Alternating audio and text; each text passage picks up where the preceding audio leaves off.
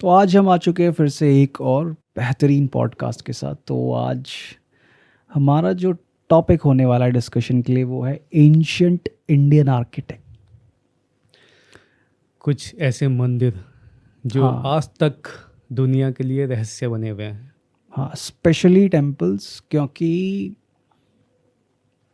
जो प्राचीन, बिल्कुल प्राचीन जो है आर्किटेक्चर, जिसमें एक मिस्ट्री है कि मतलब यार ये उस समय पे हुआ तो कैसे हुआ, ये बनना तो कैसे बना, ये है ना। और उसमें कुछ जो छोटे छोटे एलिमेंट्स का डिस्प्ले उन्होंने किया है, चाहे वो स्कल्पचर्स के थ्रू हो वहाँ पे बनाए गए, या फिर वॉल म्यूरल्स के थ्रू हो, और या फिर जो उन्होंने डिज़ाइंस एनग्रेव करे हैं उन पिलर्स के ऊपर, टेम्पल वॉल्स के ऊपर या रूफ के ऊपर स्पेशली।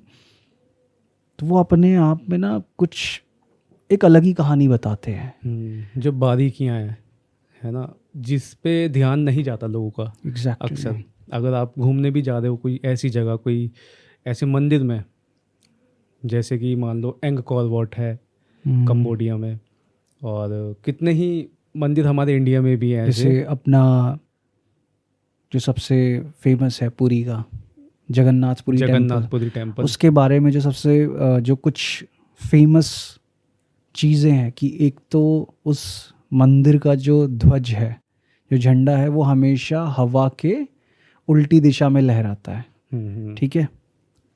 तो वो कोई चमत्कार नहीं है, ठीक है, वो एक साइंस है। ठीक है। जिसको एक्सप्लेन करा है काफ़ी लोगों ने कि जो मंदिर का जो प्रॉपर टॉप है, ठीक है, उसके ऊपर जिस तरीके का पैटर्न बना हुआ है, ठीक है, हवा जब उससे टकरा के बहती है तो वहाँ पे हवा जो है ना एक वोर्टेक्स बनाती है, और वो हवा गोल घूम के फिर आगे जाती है। तो इसलिए वो जो झंडा है ना, वो हवा के साथ बहने की बजाय उस वोर्टेक्स की वजह से वो हमेशा उल्टी डायरेक्शन में बहता है, क्योंकि हवा वहाँ पे घूम के क्लॉकवाइज तब जा रही है आगे।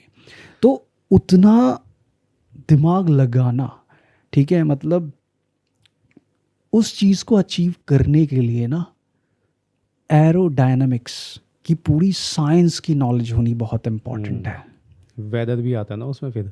वेदर तो आता ही आता है, लेकिन एक ऐसे स्टोन स्ट्रक्चर को आपने खड़ा किया, टेम्पल सीलिंग जो है प्रॉपर, ठीक है, और जैसे हम आज की मॉडर्न कार्स में देखते हैं कि कई सारी कार्स में क्या होता है कि पहले रियर वाइपर आया करता था, क्या कहते हैं, पीछे की जो विंडो होती थी उसको साफ करने के लिए। लेकिन अब काफ़ी सारी मॉडर्न कार्स में ना वो वाइपर नहीं आता।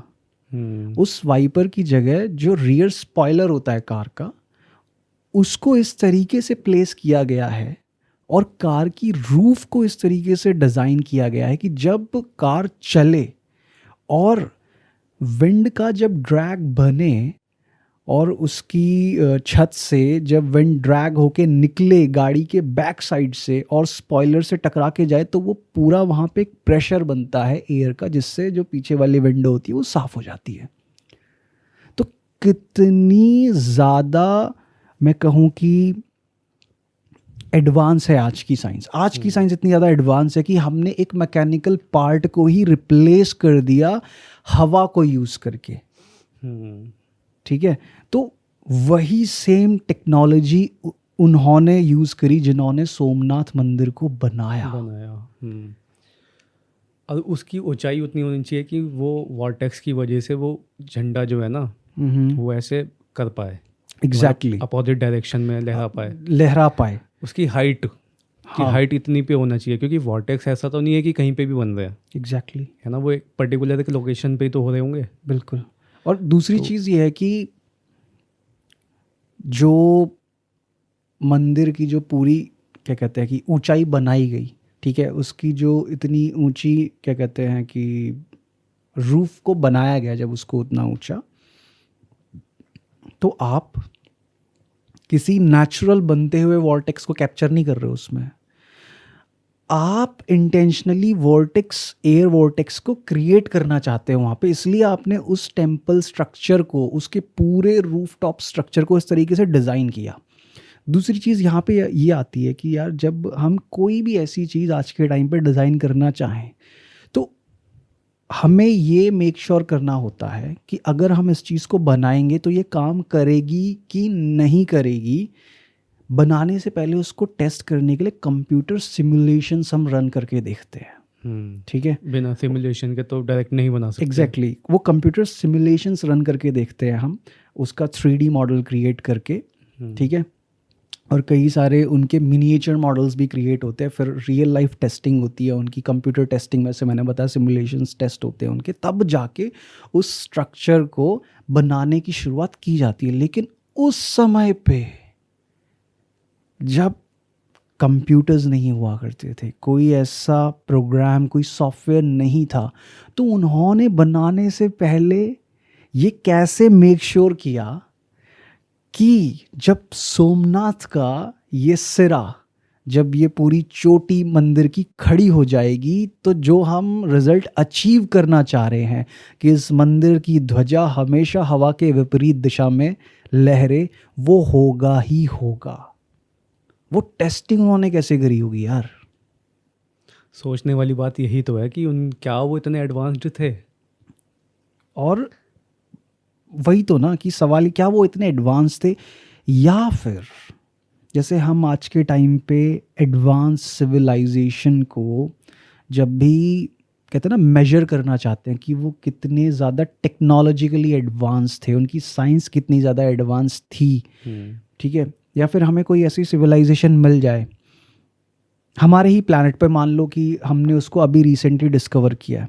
ठीक है, तो वो कितने ज़्यादा एडवांस है या कितने ज़्यादा कहें कि पुराने ज़माने के हैं। ठीक है, वो हम मेजर करेंगे हमारे पास जो टेक्नोलॉजी अवेलेबल है उसके बेसिस पे। जिस रूप में, ठीक है, फिज़िकल फॉर्म में हम टेक्नोलॉजी यूज़ कर रहे हैं, अगर हम मोबाइल फ़ोन यूज़ कर रहे हैं, ठीक है, तो हम भी सोचेंगे कि यार ये लोग कम्युनिकेशन करने के लिए लॉन्ग डिस्टेंसेस पे कैसे, क्या डिवाइस का यूज़ करते होंगे, या ये कर पाते भी होंगे या नहीं कर पाते होंगे। तो बात यहाँ पे ये आती है कि अगर वो सिविलाइजेशन, ठीक है, किसी मोबाइल फ़ोन जैसे डिवाइस का अगर यूज़ ना कर रही हो, लेकिन उनके पास एक ऐसी टेक्नोलॉजी हो जो मोबाइल फ़ोन जैसी बिल्कुल ना हो, लेकिन काम वो वही करती है जो मोबाइल फ़ोन करता है, तो क्या हम उनको ये कहेंगे कि यार इनके पास स्नैपड्रैगन Gen 8 प्रोसेसर और ट्रिपल कैमरा 50 मेगापिक्सल और AI इनेबल्ड मून की फ़ोटो कैप्चर करने वाला मोबाइल फ़ोन अल्ट्रा नहीं है, इतने मेगापिक्सल्स का कैमरा, तो ये एडवांस सिविलाइजेशन ही, तो क्या हम ये कहेंगे? नहीं, बिल्कुल नहीं।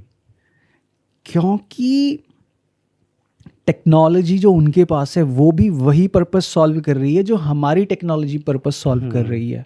ठीक है, और क्या पता कि हमारा जो मोबाइल फ़ोन है उसको मैन्युफैक्चर करने के लिए, उस टेक्नोलॉजी को बनाने के लिए जितने हमें रिसोर्सेज डालने पड़ते हैं उससे कम रिसोर्सेज डालकर उनकी टेक्नोलॉजी काम करती हो। अब जैसे हमारे फ़ोन्स हैं, उनको बनाने में कितनी ही लागत आती होगी।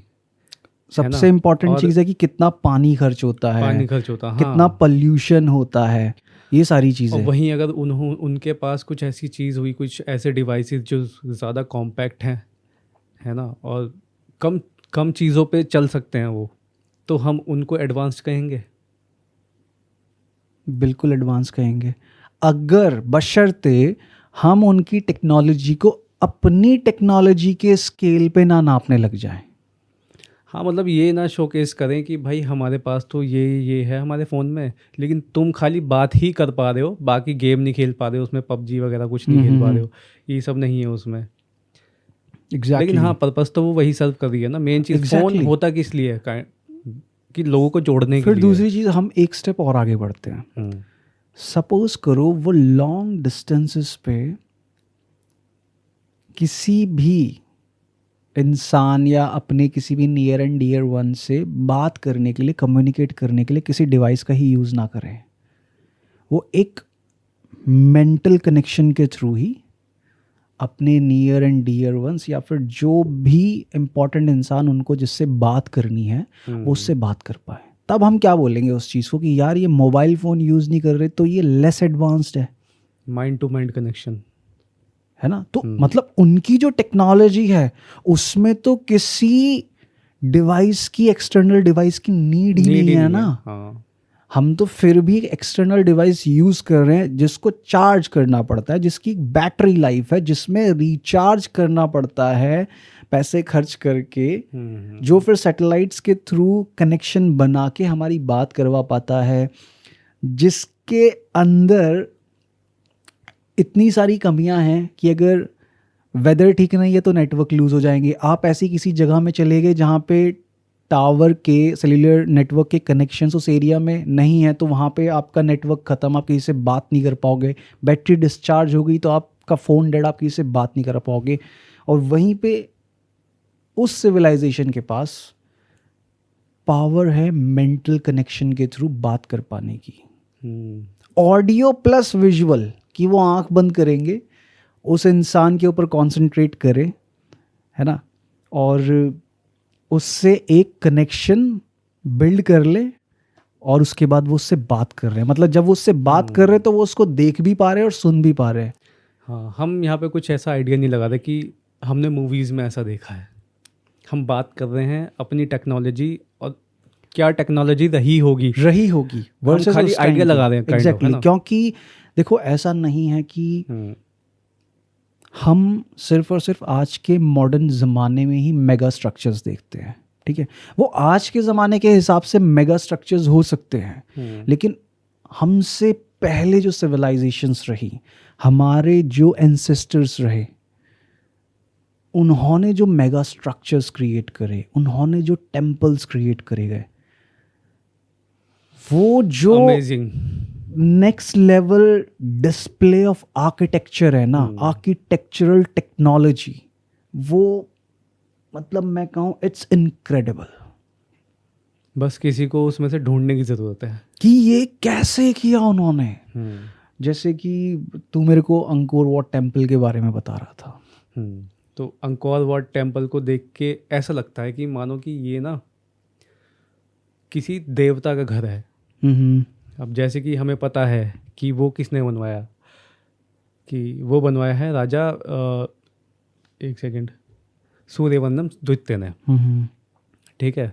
तो हमें ये पता है कि जैसे हिस्टोरियंस बताते हैं कि जो राजा सूर्यवर्मन है वो काइंड ऑफ ऐसा राजा था जो, इसको इस तरीके से कह सकते हैं कि वो अपनी जो छवि है ना उसको काफ़ी ज़्यादा, एक तो पॉलिटिकल है ना, और काफ़ी ज़्यादा स्ट्रॉन्ग करने के लिए पब्लिक के साथ ज़्यादा घुलता था।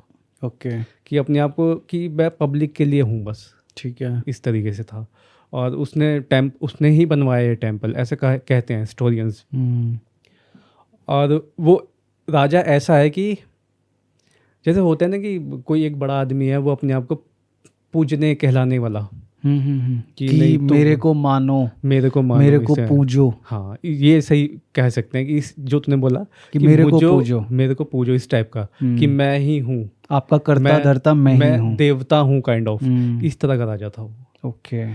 तो ऐसा कहते हैं, मतलब हिस्टोरियंस ऐसा कहते हैं। अब तुझे ये छवि सुन के, मतलब ये जो मैंने बताया तेरे को, इसे सुन के कैसा लगता है कि अगर उसने वो अंगकोर वाट टेम्पल बनवाया है और तो क्या वो अपनी कोई आइडेंटिटी उसमें रखेगा कि हाँ ये टेम्पल मैंने बनवाया है। जैसे तूने उसके कैरेक्टर के बारे में बताया कि वो ऐसा था, तो सुन के यही लगता है कि कोई बहुत ही ज़्यादा सेल्फ ऑब्सेस्ड ईगोस्टिक बंदा होगा, ठीक है, जो चाहता है कि उसको भगवान के बराबर रखा जाए। और एंकोर वाट टेम्पल भी अगर उसने बनवाया है तो शायद वो हर जगह अपने ही स्टैचूज़, अपने ही म्यूरल्स, ठीक है, हर जगह वो एक ऐसी चीज़ डालने की कोशिश करेगा जो उसको रिप्रेजेंट करे, उसको डिनोट करेगी कि हाँ ये चीज़ उससे है। हाँ, लेकिन उस पूरे टेम्पल में सिर्फ उसकी एक ही इंस्क्रिप्शन है, कहीं पर लिखा हुआ है उसका नाम, बस नाम लिखा हुआ है। उसका नाम लिखा हुआ है और उसकी आई थिंक एक है इमेजरी उसकी, मतलब बना रखी है उन्होंने। तो एक अगर हिस्टोरियंस के मुताबिक एक ऐसा राजा जो अपने आप को इतना ज़्यादा सेल्फ ऑब्सेस्ड है ना कि मैं ही हूँ देवता, तो उसने अपनी खाली एक ही वो बनवाई वहाँ पे और अपना नाम भी मतलब ज़्यादा जगह नहीं है, कहीं कहीं इंस्क्रिप्शन में आए। जैसे कि क्या करते हैं ना कि कोई जैसे हमने देखा कि कोई गवर्नमेंट प्रोजेक्ट बनता है तो उसके बाहर एक छोटा सा वो पत्थर लगा देते हैं जिसके कि ये पीछे उसका- ऊपर नाम होता है कि ये इस इंसान ने बनाया है, इस पार्टी का सदस्य है और इतने सन से लेकर ये बन के ये बन तैयार गया, हुआ है हाँ। बस। तो मुझे हिस्टोरियंस का मुझे ऐसा लग रहा है कि उन्होंने या तो उसको गलत रिप्रेजेंट किया है, सूर्यवंदम को, या कहानी कुछ हो रही है। एक कहानी जब मैंने ज़्यादा घुसा उसमें कि जानने के लिए कि अगर ऐसा राजा है जो अपनी प्रजा में भी घुल रहा है, पॉलिटिकली एकदम स्ट्रांग बनने की, क्योंकि उसको अगर देखेगा ना उस टेम्पल को, उसका एरिया ही इतना बड़ा, बहुत बड़ा, बहुत वास्ट है यार, ग्रैंड कहेंगे, ग्रैंड स्केल उसको एकदम। देख कर के ऐसा लगता है कि वो राजा मतलब ऐसा तो हो नहीं सकता, क्योंकि उसकी प्रजा भी होगी ना भाई उसके आसपास, वो सबकी देखभाल करता होगा। और जब मैं ज़्यादा घुसा इसमें तो मेरे को एक कहानी पता चली जो मैं पहले पॉडकास्ट में भी सुना चुका हूँ, कि जो सूर्यवंदम थे, राजा सूर्यवंदम, उनको ना इंद्रदेव ने काइंड ऑफ किडनैप कर लिया था। ठीक है। और उसको किडनैप करके अपने वहाँ पर ले गए जो उनका इंद्रलोक है, और वहाँ पर उनको ज्ञान दिया उन्होंने, है ना, कि जन कल्याण करो इस तरीके से। और उन्होंने उसको कुछ जल भी दिया, है ना। वो नीचे जब वापस धरती पे आए, उनसे वो जल गिर गया जो तुम देखता ना उनके आसपास जो नदी है ना, उसके चारों तरफ जो नदी उसके बह रही चारों है, तरफ नदी है। तो बिल्कुल। वो उसी जल जो गिरा है ना, वो लोटा, वो उसी का है, ओके। है ना। और उसके मदद से उन्होंने वो अंगकोर वाट टेम्पल बनवाया है। और वो अंगकोर वाट टेम्पल वो सेम ऐसी है जैसे कि उसने इंद्रलोक देखा था। मतलब वो प्रॉपर एक तरीके से इंद्रलोक का डुप्लीकेट है, डुप्लीकेट। तो स्केल और साइज में भी वैसा ही था कि या एक उसने छोटा मिनिएचराइज वर्जन क्रिएट करा अर्थ पे? ये तो मुझे कहीं नहीं मिला कि ऐसा कुछ है, लेकिन हाँ उसमें ये ज़रूर लिखा था कि उसने जो देखा उसने वो बना दिया। It's fascinating. ऐसा था। तो ये अंगकोर वाट टेम्पल कोई सिंपल या मामूली उसकी टेम्पल एक बारी नहीं है। इमेज दिखाना एंकोर वाट टेम्पल की, देखना चाहूँगा उसको एक बार। मैंने कई सारे क्या कहते हैं उस चीज़ में देखा तो है, जो ड्रोन शॉट्स देखे कई सारे मैंने उसके, बहुत ही फैसिनेटिंग है वो। उसका जो पूरा का पूरा कॉम्प्लेक्स है, एक स्क्वायर शेप है प्रॉपर, फिर उसके बीच में वो 3 स्ट्रक्चर्स हैं बड़े बड़े। वो जो 3 नहीं है वो 5 है। तो 5 क्या नाम है मंदिर बने हुए हैं। और उसको विमाना बोलते हैं। अच्छा। वो पहले से ही विमान बोल रहे हैं उसको। Oh my God. हिस्टोरियंस मतलब उसको ऐसे नहीं बोलते कि मंदिर है ये, उसको विमान बोलते हैं, मतलब मेन तो मतलब शायद लोकल लैंग्वेज में ही उसको हाँ आई थिंक ऐसा हो सकता है कि जाता ऐसा होगा। हो सकता है। तो इसमें फुल डिपिक्शन तो है नहीं इसका, मतलब कि फुल दिखाया जाए, लेकिन हाँ ऐसा है। एंकोर वाट ड्रोन शॉट डालना है यहाँ पे, एंकोर वाट टेम्पल ड्रोन शॉट, उसमें पूरा ऊपर से बर्ड्स आई व्यू आएगा उसमें। हाँ तो ये है। वो वाला दिखाना, ये इसके नीचे वाली इमेज, इसको थोड़ा बड़ा कर सकते हैं हम।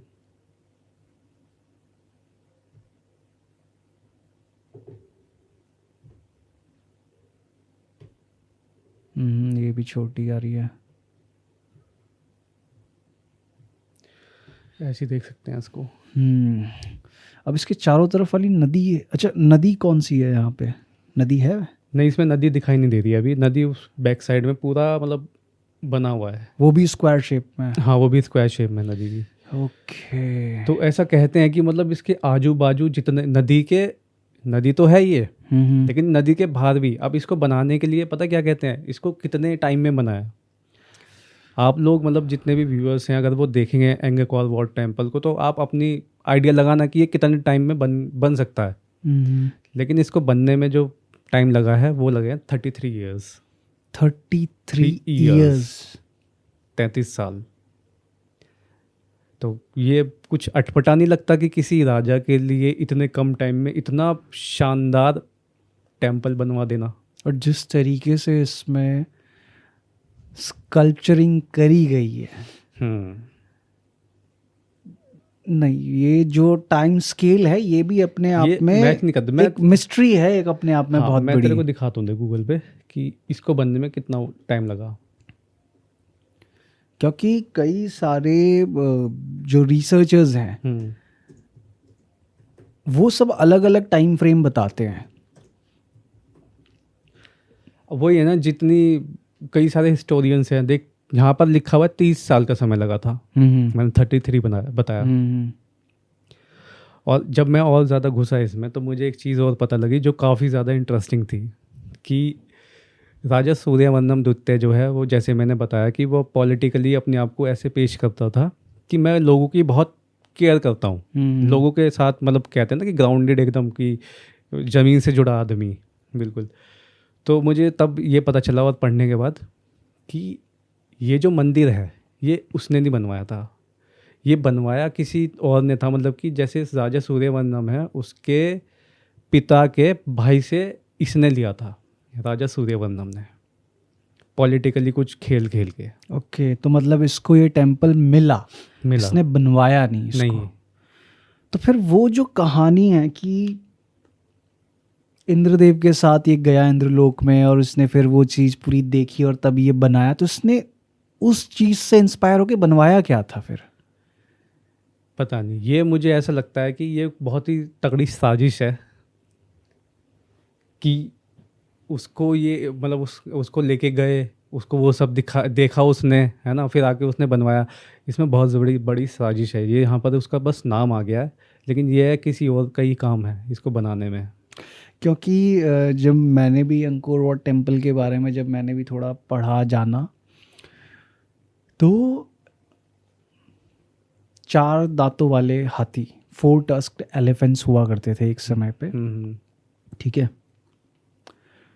तो इस मंदिर की दीवारों पे कई सारे म्यूरल्स बनने में, उसमें एक म्यूरल ऐसा है जिसमें सेंटर में एक बहुत बड़ा 4 टस्क्ड एलिफेंट है, उसके ऊपर एक ह्यूमन फिगर वाला बंदा बैठा हुआ है, ठीक है, और उसके चारों तरफ कुछ लोग हैं और वो शायद लड़ रहे हैं या उसके साथ कहीं ट्रैवल कर रहे हैं, इस टाइप का कुछ सीन दिखाया गया उस म्यूरल में, ठीक है। अब कमाल की बात ये है यार कि जो आर्कियोलॉजिस्ट टाइम देते हैं इस चीज़ का कि ये कितने साल पुराना है, तो लगभग 900 साल पुराना बताया जाता है अंकोर वाट टेम्पल को। बट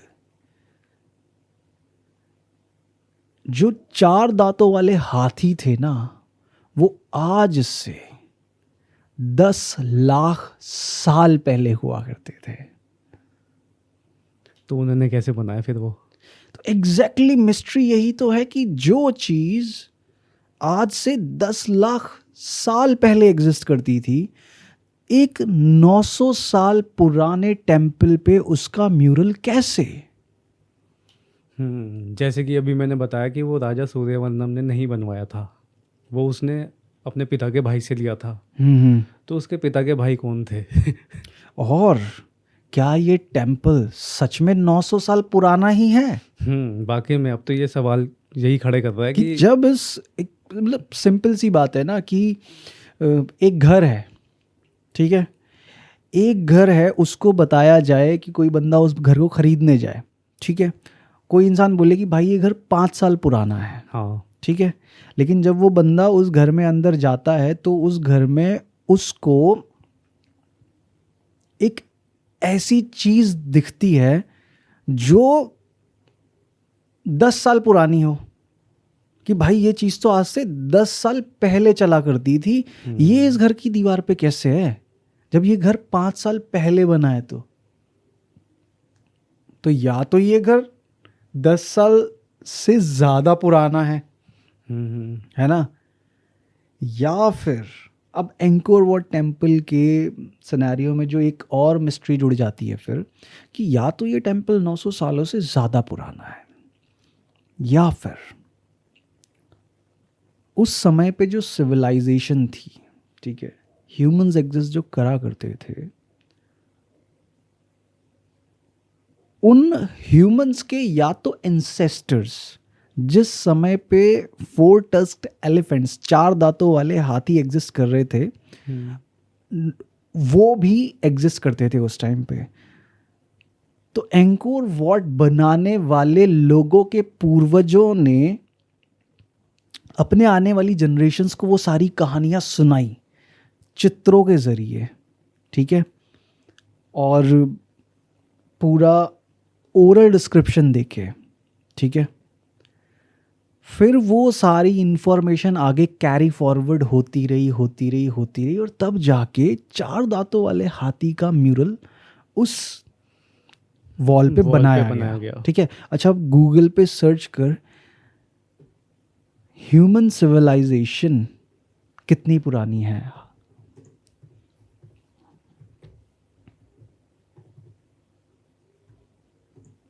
ये एक और अपने आप में नई मिस्ट्री होगी, एक और।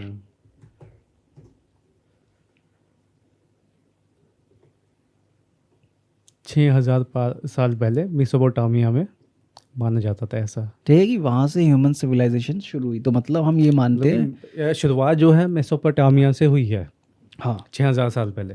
तो मतलब आज का जो मॉडर्न इंसान है वो 6000 साल पुराना है, ठीक है। क्योंकि इसमें ऐसा है कि क्या नाम है, जब मैं देख रहा था ना एंकोर वाट के बारे में, तो उसमें उन्होंने बताया कि ये लोग वो करते थे, लोहे का व्यापार करते थे ये लोग उस टाइम पे, चला ही चला था, और जबकि लोहा तो वहाँ पे होता ही नहीं था, तो फिर वो व्यापार किस चीज़ का करते थे? कंबोडिया में लोहा वहाँ पे था ही नहीं, लेकिन वो लोहे की तलवार वगैरह बना रहे हैं, सब कुछ कर रहे हैं। यहाँ तक कि जो एंकोर वाट टेम्पल बना हुआ है वो वैसे बना हुआ है, मतलब कि इंटरलॉकिंग टेक्निक से तो बना हुआ ही है।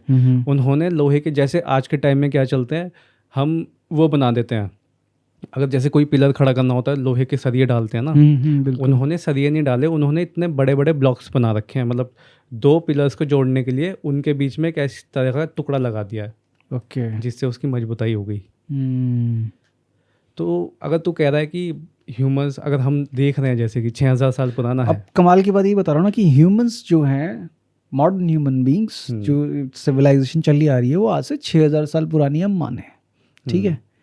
लेकिन मैंने बोला कि उस टेम्पल की वॉल पे एक वुली मैमथ नहीं, 4 टस्क्ड एलिफेंट का म्यूरल होना जो आज से 10 लाख साल पहले था, तो वो तो 2 चीजें बताता है, या तो एंकोर वाट टेम्पल 900 साल पुराना नहीं है, या फिर ह्यूमन सिविलाइजेशन 6000 साल पुरानी नहीं है।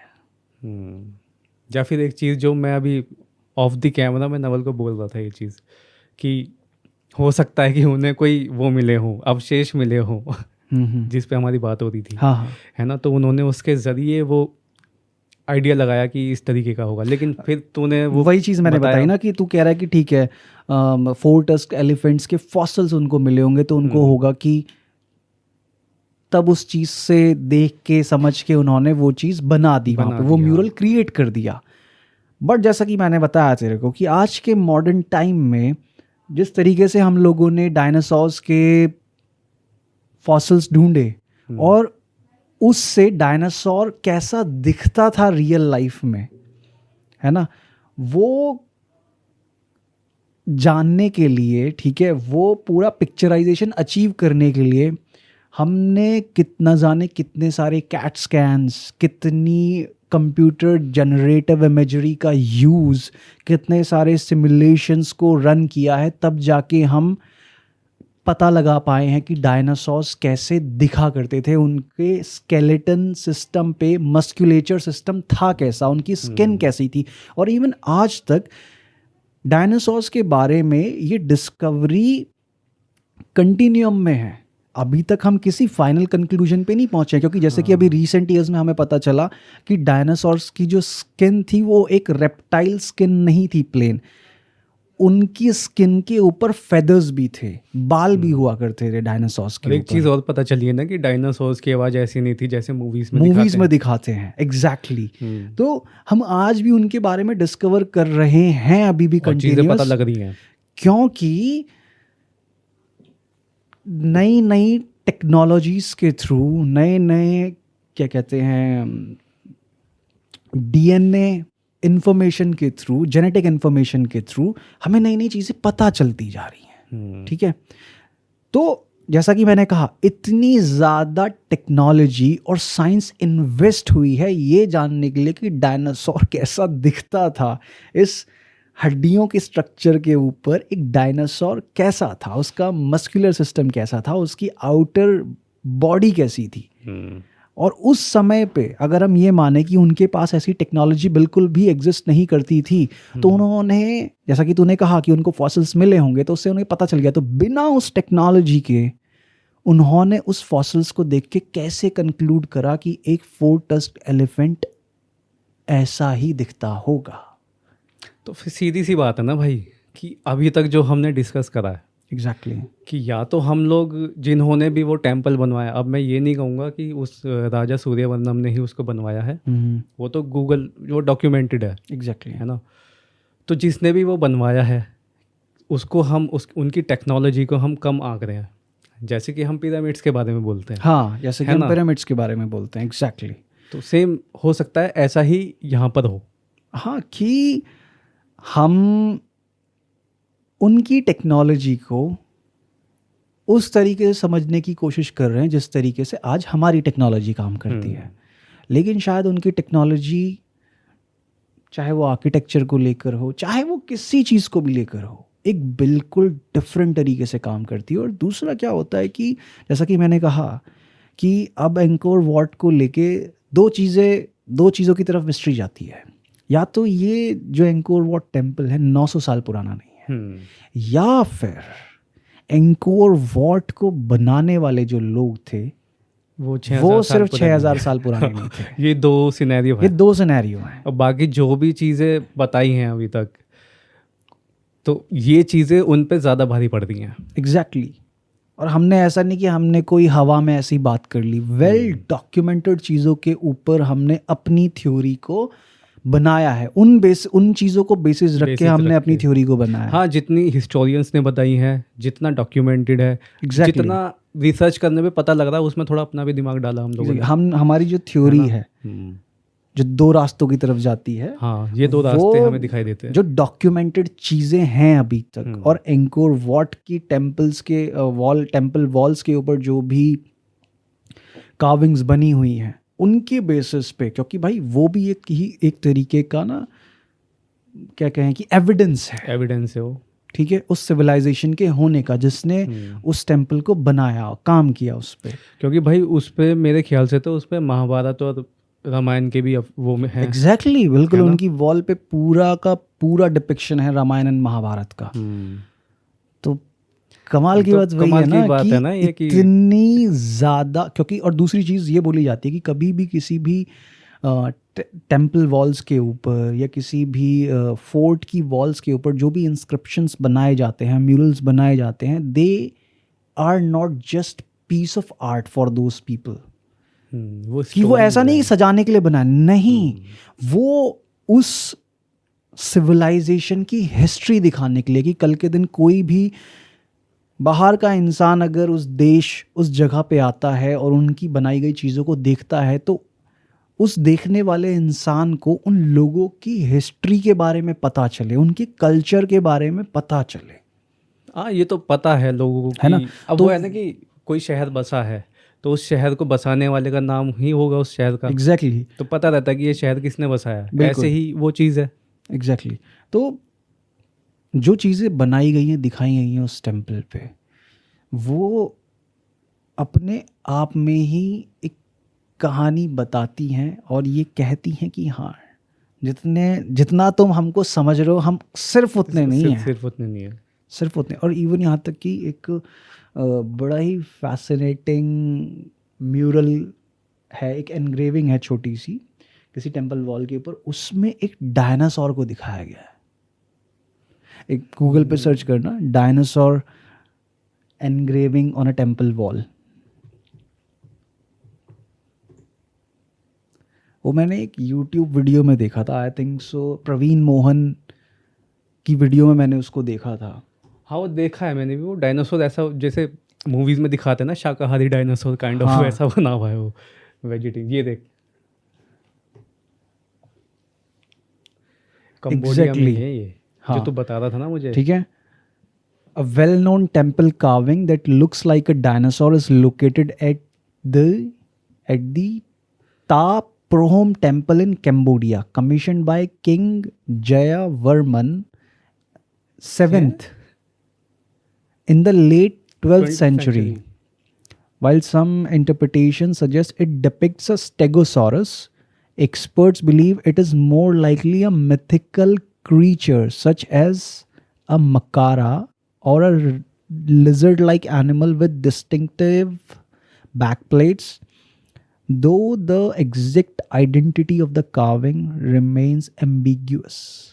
ओके, तो ये भी उसके पास है, हाँ, एंकोर वॉट टेम्पल के पास ही है। है ये। अब और जिसने बनाया है कमीशन बाय किंग जयावर्मन 7th। अच्छा, ये अभी भी जैसे वर्मन इसने बताया कि स्टेगोसॉरस डायनासोर था, अभी स्टेगोसॉरस की इमेज खोल।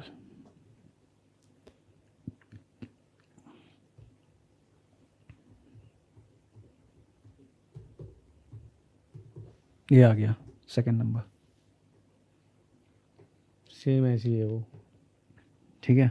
हम्म, अब ये स्टेगोसॉरस और वो कार्विंग दिखाना, सेम ही है वो भी।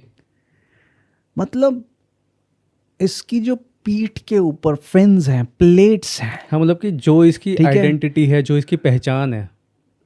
पहचान है, ऊपर से इसका ओवरऑल स्ट्रक्चर, टेल, उसकी हाइट, सब कुछ एक स्टेगोसॉरस डायनासोर से मैच करती हैं। तो फिर मतलब कहते हैं ना कि तस्वीर ही अपनी कहानी कह रही है, जबकि वो क्या है। तो एम्बिग्यूअस कहाँ से हो गई ये बात कि यार कि ये, जैसे कि उसमें बताया गया है कि जो एक्सपर्ट्स हैं वो कहते हैं कि एक मिथिकल क्रीचर हो सकता है, मक्कारा जिसको कहते थे, या फिर एक लिजर्ड लाइक एनिमल हो सकता है। अब ये लिजर्ड कहाँ से लग रही है? ये नहीं भाई, लिजर्ड के इतने लंबे लंबे पैर होते हैं। 4 पैरों वाली लिजर्ड तो लगती नहीं, उसका साइज देख के पता लग रहा है कि वो डायनासोर है। क्योंकि लिजर्ड जो है वो क्रॉल करती है, लेकिन इस एनिमल के स्टैंडिंग लेग्स हैं, खड़े पैर हैं इसके। तो ऑब्वियसली कोई भी देख के इसको यही कहेगा कि ये दौड़ेगा, चलेगा, भागेगा, ये रेंग के नहीं चल सकता। तो लिजर्ड लाइक एनिमल कहाँ से हो गया भाई? नहीं है तो डायनासोर ही। तो ना अपने आप में कितनी बड़ी मिस्ट्री निकल कर आती है कि क्या दिखाना चाहते थे वो लोग, क्या बनाना चाहते थे वो लोग जिन्होंने इस तरह के म्यूरल्स और कार्विंग्स को मंदिरों की दीवार पे बनाया। ये ऐसा हो सकता है कि अब वही बात है ना, डाउट वाली, कि क्या उनके पास टाइम मशीन थी या फिर क्या वो पुराने समय में देख के सिंपल आए सी थे? बात है ना, या फिर जो बताया जाता है कि आज से कितने, आई थिंक 6 बिलियन ईयर्स पहले, 6 बिलियन ईयर्स पहले एक एस्ट्रॉयड आया, अर्थ पे इम्पैक्ट हुआ, और उस इम्पैक्ट से इतना बड़ी शॉक वेव जनरेट हुई, आग ऐसी लगी कि सारे डायनासोर जल के मर गए। तो क्या पता ऐसा ना हुआ हो कि पृथ्वी के हिस्से में, कुछ हिस्से में मौजूद जहाँ पे उस इम्पैक्ट का असर हुआ, वहाँ के डायनासोर्स मर गए, और दूसरे हिस्सों में मौजूद रहे कुछ डायनासोर्स बच गए। मुझे तो ऐसा भी लगता है कि वो जो एस्ट्रॉइड्स थे ना, वो एस्ट्रॉइड्स नहीं थे, वो कुछ और ही थे, लेकिन उस बारे में फिर कभी डिस्कस करेंगे। वो तो एक अलग ही पूरा पॉडकास्ट है एलियंस के ऊपर, उसके बारे में फिर कभी डिस्कस करेंगे। और हाँ, जैसे अभी जैसे डायनासोर्स होने की मिस्ट्री पे भी बात निकली है, तो मैं डिस्कवरी पे ना बहुत पहले एक शो देख रहा था, वो भी ऐसे ही चीज़ों के बारे में था। तो अमेज़ॉन जंगल में एक बड़ी मशहूर कहानी है। मशहूर कहानी ये है, जो अमेज़ॉन जंगल में जितने भी लोग कहते हैं ना कि कुछ ढूंढने के लिए गए हैं, रिसर्च करने के लिए गए हैं, तो वहाँ के जितने भी लोकल ट्राइबल लोग रहते हैं, उन्होंने ये बोला है कि अमेज़ॉन के जंगलों में आज भी एक डायनासोर है जो एग्जिस्ट करता है। रियल टाइम में है अभी भी, बोलते हैं। अभी का है कि नहीं है पता नहीं, लेकिन जिस समय में मैंने डॉक्यूमेंट्री देखी थी आज से 5, 6, 7 साल पहले, तब वो ट्राइबल लोग बता रहे थे उनको ट्रांसलेटर्स के थ्रू कि अमेज़ॉन के जंगलों में वो अपनी लैंग्वेज में उसको कुछ और बोल रहे थे, बट जिस तरीके का डिस्क्रिप्शन दे रहे थे वो उसके बारे में, उसको डिस्क्राइब कर रहे थे, वो एक डायनासोर का ही डिस्क्रिप्शन था पूरा, कि जैसे एक टीरेक्स टाइप ऑफ क्रीचर है, एग्जिस्ट करता अभी भी। और एक क्या कहते हैं इंसिडेंट बड़ा मशहूर है कि कुछ लोग थे जो लोकल ट्राइबल लोग थे, जंगल में अपना शिकार विकार करने के लिए जाते थे। तो कुछ दिनों से बारिश हो रही थी बहुत ज़्यादा, और जैसे तब तक वो जंगलों वंगलों में नहीं गए थे, ठीक है। लेकिन जैसी बारिश थमी, फिर जब जंगल में गए वो शिकार वगैरह करने के लिए, खाना ढूंढने के लिए, तो वो जंगल में क्या देखते हैं कि जंगल के अंदर एक व्हेल मछली, एक मिड साइज वेल का भी मतलब पता है क्या होता है? कम से कम भी 3-4 हाथी जितनी बड़ी एक व्हेल मछली ओ भाई, जंगल के बीचों बीच पड़ी हुई है, जो पूरी मतलब सड़ चुकी है, ठीक है। पड़ी हुई है मतलब कि मरी हुई पड़ी है, मरी है वो, हाँ मरी हुई पड़ी है और पूरी सड़ चुकी है। और जिस जगह पे वो पड़ी हुई है, वहां पे खड़े होकर ऐसा देखा जा सकता है कि इसको जहां से खींच के लाया, कहीं से इसको खींच के लाया गया और यहाँ छोड़ा है किसी ने, और उसने इसको यहाँ पे खाया है। अब कुछ लोगों ने इसके पीछे ये थ्योरीज दी कि मे भी हो सकता है भाई कि जंगल में फ्लड आ गया हो, और फ्लड के थ्रू ये जो अमेजोन रिवर है उससे ये व्हेल आ गई हो अंदर ऐसे करके। लेकिन वो घसीटने के निशान तो बता रहा है। लेकिन वो वहां पे घसीटने के निशान। और दूसरा कि एक व्हेल मछली इतनी छोटी नहीं होती कि वो एक फ्लडेड पानी में तैर के जंगल के अंदर पहुंच जाएगी। एक मिड साइज व्हेल, तो उस मिड साइज व्हेल का कार्कस मिला था वहाँ पे, सड़ी हुई बॉडी मिली थी जो मर चुकी थी। तो उसकी मिस्ट्री आज तक कोई सॉल्व नहीं करी। लेकिन जो लोकल बता रहा है, ये कहानी है, लेजेंड है या रियल है? रियल घटना हुई थी, ये रियल है, रियल चीज़ हुई थी। ओके, गूगल पे सर्च कर सकते हैं लोग। तो बड़ा चीज तकड़ी है। लोकल ट्राइबल लोग जो थे, जब उन्होंने देखा और उन्होंने इस चीज़ को बताया, आसपास खबर फैली और लोग आए उसको कवर करने के लिए, न्यूज़ को कवर करने के लिए, तो ट्राइबल्स ने जो कहानी बोली, बोला कि जंगलों में यहाँ एक ऐसा अजीबोगरीब जानवर घूमता है, और उस जानवर का वो जो डिस्क्रिप्शन देते हैं वो एक टी-रेक्स से मिलता जुलता है प्रॉपर। तो भाई वो तो बहुत ही बड़ा होगा फिर इस हिसाब से तो। एग्जैक्टली जब वो एक व्हेल को खींच के ला सकता है, एक मिड साइज व्हेल को, तो वो अपने आप में कितना बड़ा होगा। अमेज़ॉन अपने आप में एक बहुत मिस्टीरियस जगह है, इसके ऊपर भी एक अलग से पॉडकास्ट करेंगे।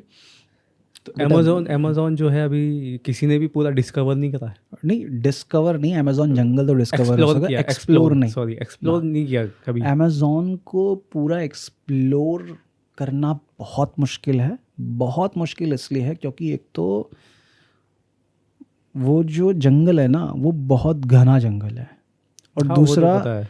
दुनिया की खतरनाक से खतरनाक जानवरों की, कीड़े मकोड़ों की स्पीशीज जो एग्जिस्ट कर सकती हैं, वो सब की सब अमेज़ॉन जंगल में एग्जिस्ट करती हैं। नाम अमेज़ॉन है, A to Z। हाँ एग्जैक्टली तो A to Z जितनी भी स्पीशीज, खतरनाक से खतरनाक कीड़े मकोड़े, ठीक है, पैरासाइट्स, बड़े बड़े जानवर, मतलब कि अगर कोई गया तो वो सब जिंदा नहीं लौट सकता। बहुत सारे लोग हैं, जैसे कि वहाँ पे ना एक गोल्ड सिटी की कहानी मशहूर है, the gold city of Oz, movie बनी है उसके ऊपर एक।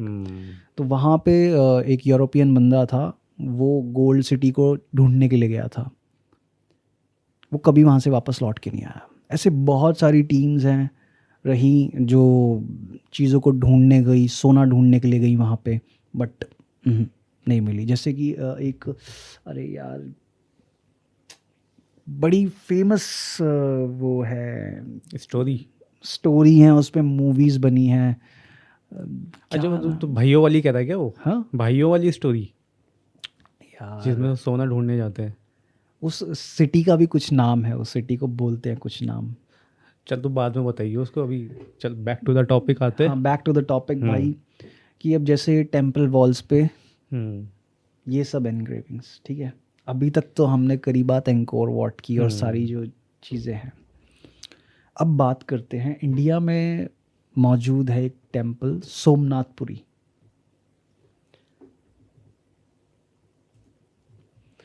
उस टेम्पल के अंदर जो पिलर्स है, ठीक है, उन पिलर्स को जब हम देखते हैं ना, वो लिटरली ऐसा फील होता है कि उन पिलर्स को ना किसी मशीन के थ्रू कटिंग करके बनाया गया है।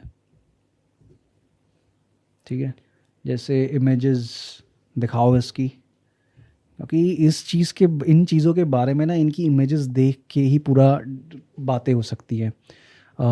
जैसे कि मैं बताऊं इमेज, हाँ चल यही वाली इमेज खोल दे, ठीक है।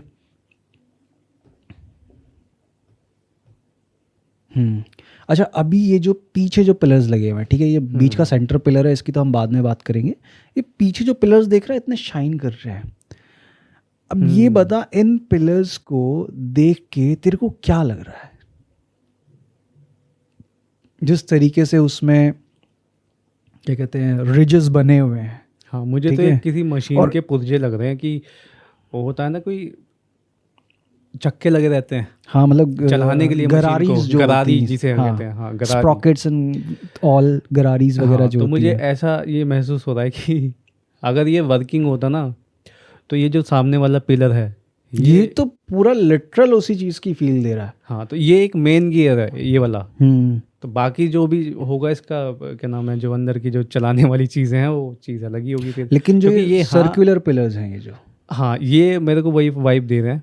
ये बिल्कुल ऐसा लग रहा है कि जैसे एक लेथ मशीन होती है ना, तुमने देखा कि जैसे आज के मॉडर्न टाइम में भी तूने यूट्यूब वीडियोस देखी होंगी कि लोग एक लकड़ी को डालते हैं मशीन के अंदर, फिर उसको एक लोहे की छड़ी लगा के शेप देते हैं, round shape, circular shape, square shape देते हैं ना, कटिंग करके उसको। तो ये बिल्कुल ऐसा ही नहीं लग रहा कि किसी मशीन के थ्रू कटिंग करके बनी है। क्या ये ऐसा लग रहा है तो ऐसे कहता है कि इसको यहीं पे रखे रखे घुमाया है, या इन पिलर्स को किसी मशीन के अंदर डाल के बने? क्या ये तेरे को ऐसा लग रहा है कि ये किसी हथौड़ी छेनी से काट के इन पिलर्स को और फिर घिस के शाइन दे के बनाया गया है? नहीं, ऐसा तो नहीं लग रहा। ये वही कह रहा है कि किसी मशीन पे इसको रखा है पिलर को, इसको गोल घुमाया है और फिर एक ही बारी में, जैसे जो लेथ मशीन, पता है कौन सी मशीन होती है जिसमें डाल के उसको घुमाया जाता है, जिसमें तूने देखा होगा पाइप की चूड़ियाँ काटी जाती है ना मशीन की, बड़ी जिसमें खिराद मशीन जिसको बोलते हैं, हाँ। वो लेथ मशीन होती है। तो ये बिल्कुल दिखने में ऐसा लगते हैं ये पिलर्स की जैसे कि इनको किसी लेथ मशीन के ऊपर रखा गया, इनके अंदर जो भी शेप्स एंड रिजेस डालनी थी उस मशीन के थ्रू डाली गई, फिर इसको पूरा अच्छे से सैंड किया गया, घिसा और पॉलिश करके एक शाइनी पिलर्स दिख। आज भी इन पिलर्स में इतनी शाइन है, इतने पता नहीं 100 साल, हजारों साल पुराने होने के बाद भी। तो उस समय जब ये नए नए लगे होंगे तब इनकी शाइन कैसे होगी? तो ये जो पत्थर लगा हुआ है इसमें, ये क्या है? ये ग्रेनाइट है? ये ब्लैक बसॉल्ट है। ये ब्लैक बसॉल्ट। हाँ, बसॉल्ट तो वैसे भी बहुत ज़्यादा शाइनी होता है। नहीं, शाइनी होता नहीं है, बसॉल्ट मैटी होता है, ठीक है ना।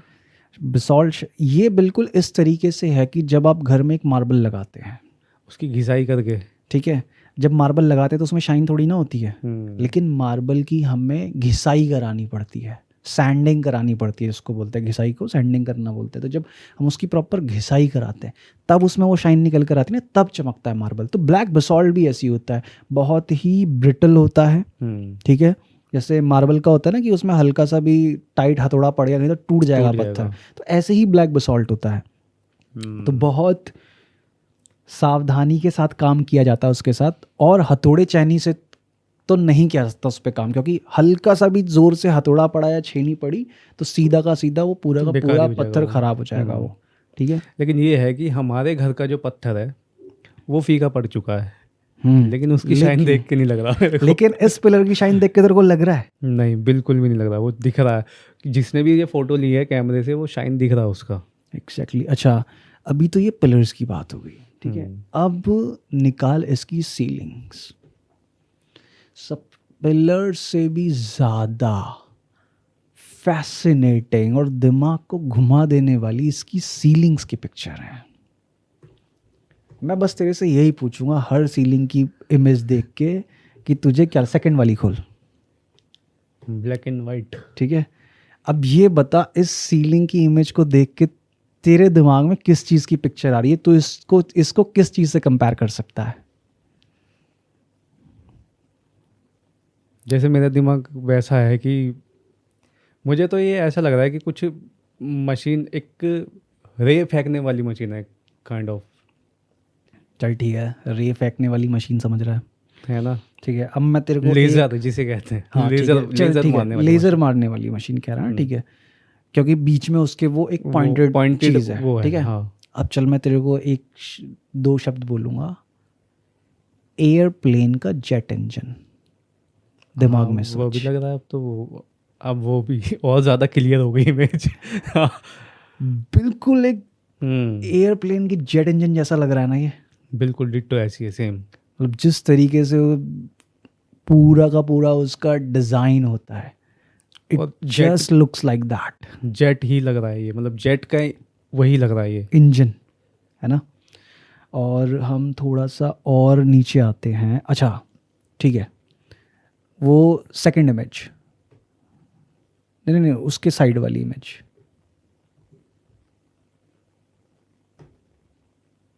ये वाली नहीं, ये वाली इमेज, ठीक है। हाँ, अब ये इमेज तू ध्यान से देख रहा है तो इसको थोड़ा छोटा कर इसको, ठीक है। हाँ, अब ये सेंटर वाला स्ट्रक्चर देख, अब देख तू, ये क्या है ये? एक पैटर्न के अंदर पैटर्न, पैटर्न के अंदर पैटर्न। बहुत ज़्यादा तूने कॉम्प्लेक्स डिज़ाइन है ये। अब इमेजिन कर कि जो साइकेडेलिक पैटर्न्स वाली वीडियोस होती है, उसमें ऐसे पैटर्न्स होते हैं। अगर मैं इसको मोशन दूं तो ये ऐसा नहीं लगेगा कि जैसे वो पैटर्न दिखता है ना कि वो सेंटर में से बस आता जाता है फ्रंट की तरफ, है ना, एंडलेस एक लूप, लूप होता है वो, एंडलेस लूप। तो बिल्कुल ही उसकी तरह लगता है। इनको बोला जाता है साइमेटिक पैटर्न्स, ठीक है। अब यहाँ अच्छा। डाल इमेज खोल साइमेटिक पैटर्न्स की, कि जो साउंड की फ्रीक्वेंसी से क्रिएट होते हैं वो पैटर्न्स।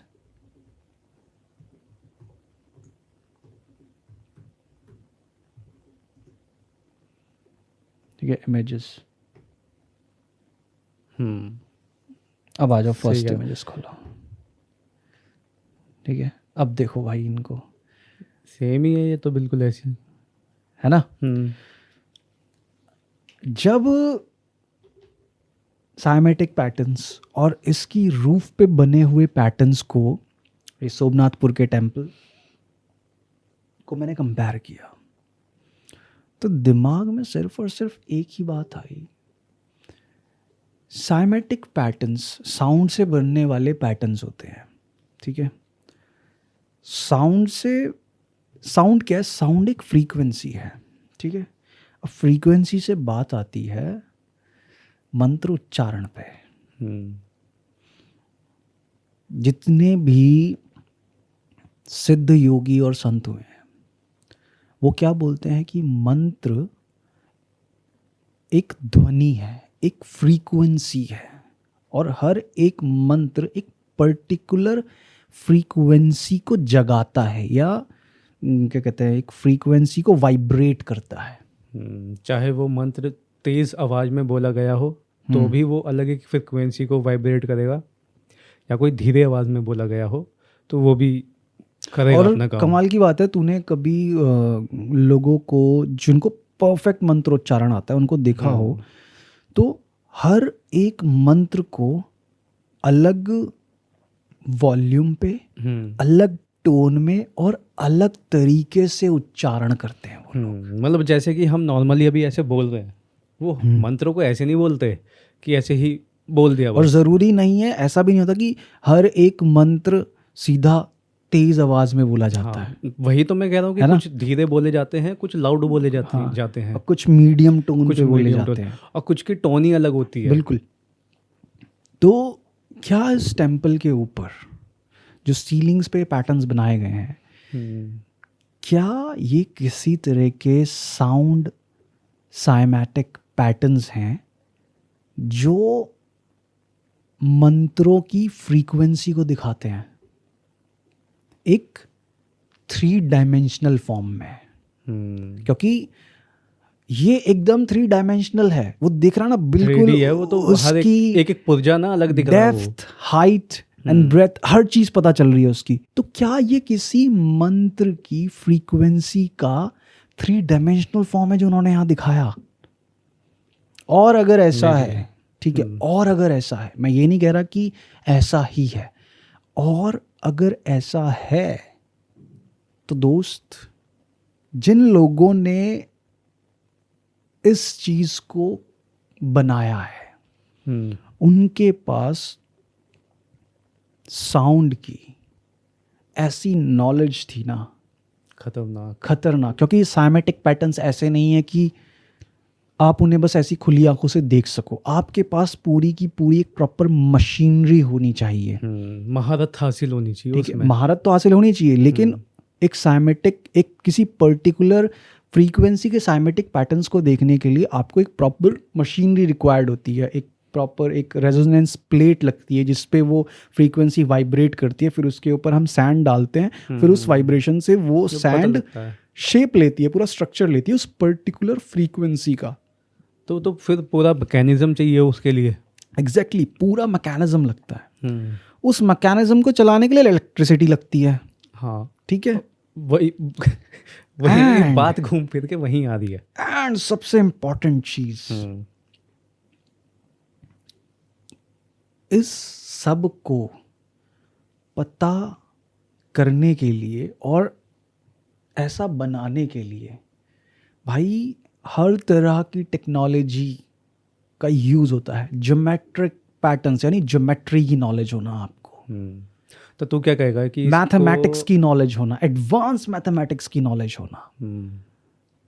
भाई नॉलेज तो बहुत तरह की चाहिए इस तरह का आर्किटेक्चर बनाने के लिए। मैं कहता हूँ ना कि जैसे कि अब यहाँ पे देखो वाली बात आती है, कुछ लोगों को बुरी भी लग सकती है, बट इट्स ट्रू। जो मैं कहूँगा वो सच है, वो ऐसा नहीं है कि मैं कुछ बायस्ड होके कहना चाह रहा हूँ। बट जैसे कहा जाता है ना कि हमारे देश में कि यार कि आर्किटेक्चर के नाम पे हमारे पास सिर्फ और सिर्फ ताजमहल, लाल किला, कुतुब मीनार, है ना, ये सारी चीज़ें हैं। नहीं, ये है आर्किटेक्चर असली।